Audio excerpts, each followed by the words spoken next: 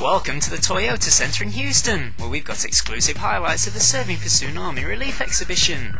A cast of stars and celebrities were brought together by Jim Courier and Jim McInvale to help raise money for the Bush Clinton Fund in the wake of the recent disaster in Southeast Asia. Well, I think a across-the-board representation of tennis is what we're hoping for, because the professional tennis world, we have lots of generations that play, and there are lots of big names that people are interested in, and the main purpose of this event is to put as much money into the Bush Clinton Relief Fund as possible. We thought the broader the public appeal is, the better the event's going to be. So when you can get icons like Chris Everett and John McEnroe and Anna Kournikova and Andy Roddick and Tommy Haas to come play, I think you're going to do pretty good. Jim Curry! Courier arrived straight off the plane from Melbourne to take on the legendary John McEnroe in the night's opening match, and the two showed they'd lost none of their on-court skills.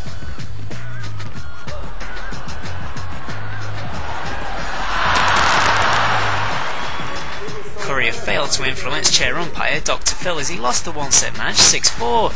But while McEnroe still had problems with the cameramen, it was all for a good cause on this special occasion. If it can help like a couple people, I mean, if it helps even one person, you feel like it's worth it. So hopefully there'll be some type of impact, and it will raise a lot of money and keep up the awareness, because it doesn't go away. But I look at it like, if one person comes out and watch us and we can help one person, then it's still worth it. It certainly was worth it, as more than 8,000 Houston fans came out to support the cause, as well as welcome back one of their own NBA legends, Clyde Drexler. The number 22 teamed up with Chris Everett to take on Dr. Phil and Anna Kournikova, who explained why it was important to get involved, before wrapping up a 6-4 win in the celebrity doubles.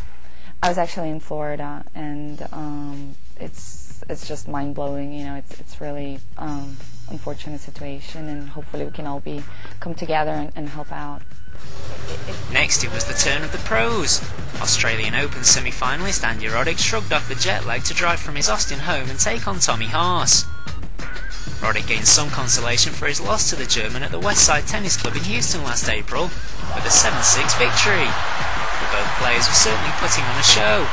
Haas enjoyed that between the legs winner, while Roddick was making the most of another opportunity to team up with the legends.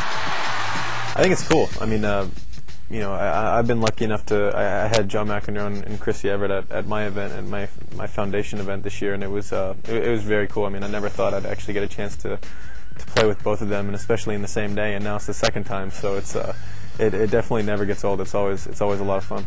Because I can't sing and dance, but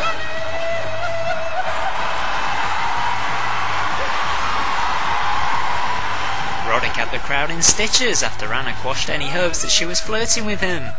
But it did little to stop the Russian beauty teaming up with McEnroe to end the night on a winning note, defeating Roddick and Everett 4-2 in the pro doubles.